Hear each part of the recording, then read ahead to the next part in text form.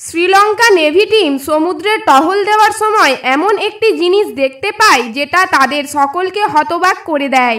যখন তারা উপকূল বরাবর যাত্রা করছিল তখন তারা জলে ভাসমান একটি প্রাণীকে দেখতে পায়।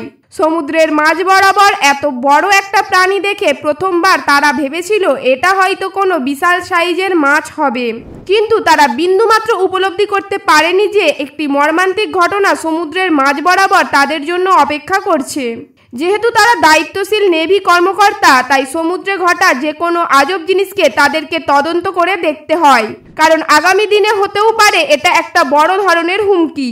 যখন ক্রু মেম্বাররা এই রহস্যময় জিনিসটিকে পর্যবেক্ষণ করার জন্য তার কাছাকাছি পৌঁছায়, তখন সেই জিনিসটিকে দেখে তারা নিজেদের চোখের উপর বিশ্বাস করতে পারছিল না। সেই দিনকে তারা একটি অকল্পনীয় দৃশ্যের সাক্ষী হয়। শ্রীলঙ্কার নেভিগুলি দেখতে পায় একটি অসহায় হাতি সমুদ্রের জোয়ার আর স্রোতের বিরুদ্ধে লড়াই করছে। ক্রু মেম্বাররা হাতিটির এমন দুর্দশা দেখে চিৎকার করে ওঠে। তারা বুঝে উঠতে পারছিল না যে এতটা বড় সাইজের ভূমির প্রাণী কিভাবে সমুদ্রের মাঝখানে চলে আসলো। হাতিটি খুব কষ্ট করে সমুদ্রের ঢেউ এবং জোয়ারের সঙ্গে স্ট্রাগল করে সুঁটটিকে উপরের দিকে তুলে রেখেছিল, যাতে করে সে একটু শ্বাস নিতে পারে। যদিও বা সাঁতার কাটা হাতিদের কাছে একটা নর্মাল ব্যাপার, তারা খুব ভালো সাঁতার কাটতে পারে, আর একটি হাতি 6 মাইল দূরত্ব পর্যন্ত সাঁতার কাটতে পারে। তবে একটা হাতির পক্ষে সমুদ্রের স্রোতের অভিমুখে 10 মাইল যাত্রা করাটা অনেক কষ্টসাধ্যের কাজ। জাহাজের ক্রু মেম্বাররা উপলব্ধি করে যে এই দুর্বল হাতিটিকে রেস্কিউ করাটা সময় খুবই গুরুত্বপূর্ণ জিনিস, তাই সমুদ্রের মাঝ বরাবর ফেঁসে যাওয়া এই হাতিটিকে উদ্ধার করাটা তাদের কাছে খুবই গুরুত্বপূর্ণ কাজ ছিল। তবে এই হাতিটির বিশাল আকার এবং ওজনের জন্য তাকে রেস্কিউ করাটা সমস্যাজনক কাজ হয়ে দাঁড়ায়। এরপর তারা সিদ্ধান্ত নেয় যে যত কঠিন পরিস্থিতি মুখোমুখি হোক না কেন তারা এই অসহায় হাতিটিকে সাহায্য করবে। তারা খুব বেশি দেরি না করে কাছাকাছি থাকা শ্রীলঙ্কার অ্যানিম্যাল ওয়েলফেয়ার সেন্টারের সঙ্গে যোগাযোগ করে। এদিকে সময় অতিবাহিত হওয়ার পাশাপাশি ক্লান্ত হাতিটি দুঃখজনক শব্দ বের করতে থাকে। হাতিটির এই করুণ অবস্থা দেখে ক্রু মেম্বাররা বুঝতে পারে তাকে দ্রুত রেস্কিউ করাটা কতটা জরুরি। খুব দ্রুত ঘটনাস্থলে অ্যানিম্যাল সেন্টার থেকে একদল এক্সপার্টও উপস্থিত হয়। যেহেতু সেই সময় তাদের কাছে এই ভারী হাতিটিকে জাহাজে তোলার মতো কোনো রকমের ইকুইপমেন্ট ছিল না, তাই তারা একটি চমৎকার প্ল্যান করে। তাদের প্ল্যান হলো হাতিটিকে দড়ি দিয়ে বেঁধে তীরের দিকে তুলে নিয়ে আসবে, অর্থাৎ টেনে নিয়ে আসবে। রেস্কিউ অপারেশন চলাকালীন তাদের মূল লক্ষ্য ছিল হাতিটিকে বেশি কষ্ট না দিয়ে তাকে সুরক্ষিত অবস্থায় রেস্কিউ করা।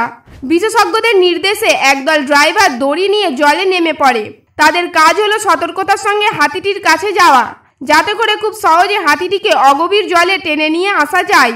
তাদের বিশ্বাস এই হাতিটিকে যদি একবার সমুদ্রের ধারে অগভীর জলে টেনে নিয়ে আসতে পারে, তাহলে সে খুব সহজেই সাঁতার কেটে তীরে উঠে যেতে পারবে, কারণ হাতিরা খুব ভালোভাবে সাঁতার কাটতে সক্ষম। ক্রু মেম্বারদের দ্রুত কাজ করতে হচ্ছে, কারণ সমুদ্রে সাঁতার কাটতে কাটতে হাতিটি প্রায় ক্লান্ত হয়ে এসেছে। দড়ি নিয়ে বেশ কিছু ড্রাইভার প্রধান জাহাজ থেকে ছোট্ট বোটে চড়ে। এরপর তারা ধীরে ধীরে হাতিটির দিকে এগিয়ে যায়। তারপর এই হাতিটির চারপাশে তারা নিজেদের পজিশন তৈরি করে নেয়। হাতিটি সত্যিই খুবই দুর্বল হয়ে পড়েছিল, কারণ এই ক্রু মেম্বারদের উপস্থিতিতে সে একটুও বিরক্ত বোধ করেনি। তারপর ড্রাইভাররা হাতিটিকে নিরাপদের সাথে দড়ি দিয়ে বেঁধে ফেলে। কিছু ড্রাইভার নিচে যায় হাতিটির পায়ে কোনো দড়ি বা বাঁধন আছে কিনা সেটা ভালো করে চেক করে। একজন দড়িটিকে দৃঢ়ভাবে বাঁধার জন্য হাতির পিঠে চড়ে বসে। এদিকে প্রত্যেকটি ড্রাইভারের সাহসিকতাকে ক্যামেরাবন্দি করা হয়। দড়িটিকে ভালো করে হাতির সঙ্গে বাঁধার পর ড্রাইভাররা স্বস্তির নিঃশ্বাস ফেলে। শক্তিশালী হাতিটিকে কোনো রকম ভাবে বিচলিত না করেই হাতিটিকে রেস্কিউ করার প্রথম ধাপের কাজ সম্পূর্ণ হয়। কিন্তু উদ্ধারের দ্বিতীয় পর্যায়টি আরো অনেক কঠিন ছিল। পরের স্টেপে ড্রাইভাররা হাতিকে বাঁধা দড়ির অপর প্রান্ত ধরে মেন জাহাজে চলে আসে। মেন জাহাজে আসার পর দড়িটিকে সেখানে ভালো করে বেঁধে দেওয়া হয়, যাতে করে জাহাজটি চলার সাথে সাথে হাতিটি যেন নিরাপদে তার সঙ্গে সেফ জায়গায় পৌঁছায়। অ্যানিম্যাল প্রোডাকশন এক্সপার্টরা উদ্ধারকারীদের স্মরণ করিয়ে দেয় তারা যেন হাতিটিকে সুরক্ষিত অবস্থায় আনে আর খুব সাবধানের সঙ্গে কাজ করে। তারা এটাও বলে দেয় যে খুব দ্রুত হাতিটিকে টানার ফলে সে কিন্তু ভালো করে শ্বাস নিতে পারবে না, তাই জাহাজটিকে খুব ধীর গতিতে চালানোর কথা বলা হয়।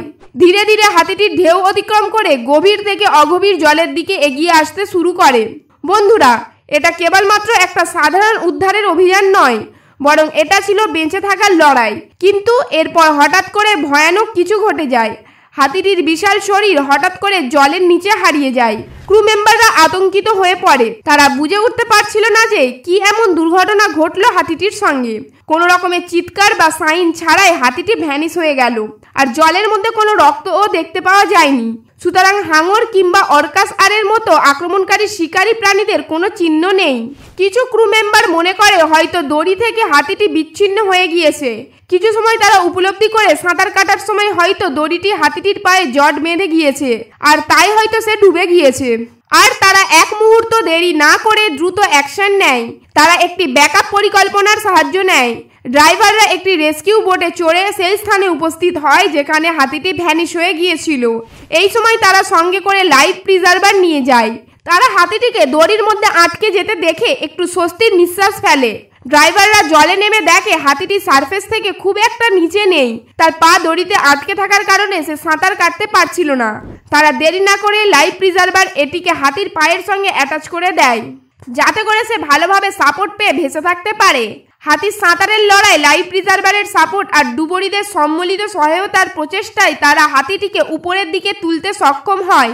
হাতিটিকে এইভাবে উপরে উঠতে দেখে নৌবাহিনীর কর্মকর্তা এবং রেস্কিউ কর্মচারীদের মধ্যে হাসির উল্লাস দেখতে পাওয়া যায়, যদিও বা তাদেরকে এখনো অনেক মাইল জার্নি করতে হবে। ড্রাইভাররা খুব দ্রুত হাতিটির পায়ের কাছ থেকে দড়ি খুলে দেয়। এরপর তারা সিদ্ধান্ত নেয় হাতিটির সঙ্গে সাঁতার কেটে তাকে গাইড করে ধীরে ধীরে কিনারার দিকে নিয়ে যাবে। এইভাবে প্রায় 2 ঘন্টা পেরিয়ে যায়, কিন্তু রেস্কিউ অপারেশন খুব স্লো প্রসেসে চলতে থাকে। হাতিটি কঠিন প্রচেষ্টার পরেও 10 মাইলের যাত্রায় কেবলমাত্র 3 মাইল পথ অতিক্রম করে, কিন্তু তারা কোনো রকমের হাল ছাড়েনি। ধীর স্থিরভাবে তীরের দিকে এগিয়ে যাওয়ার সাথে সাথে মিনিটগুলি ঘন্টায় পরিণত হতে থাকে। যখন তারা স্থল থেকে 2 মাইল দূরে আর অগভীর জল থেকে 1.5 মাইল দূরে পৌঁছায়, তখন তারা সিদ্ধান্ত নেয় কিছু সময়ের জন্য রেস্ট নেবে। তখন তারা উপলব্ধি করে আর কিছু মাইলের যাত্রা। তারপর এই কথাগুলি ভেবে উত্তেজনায় তারা লাফাতে শুরু করে। তাদের মনের মধ্যে একটা খুশির ঢেউ ওঠে। যদিও বা হাতিরা বিশ্রাম ছাড়া কয়েক ঘন্টা পর্যন্ত সাঁতার কাটতে পারে, কিন্তু এই হাতিটা ছিল খুবই ক্লান্ত। তাই তারা এই ক্লান্ত হাতিটিকে কিছু সময়ের জন্য বিশ্রাম দেওয়াটা গুরুত্বপূর্ণ মনে করে।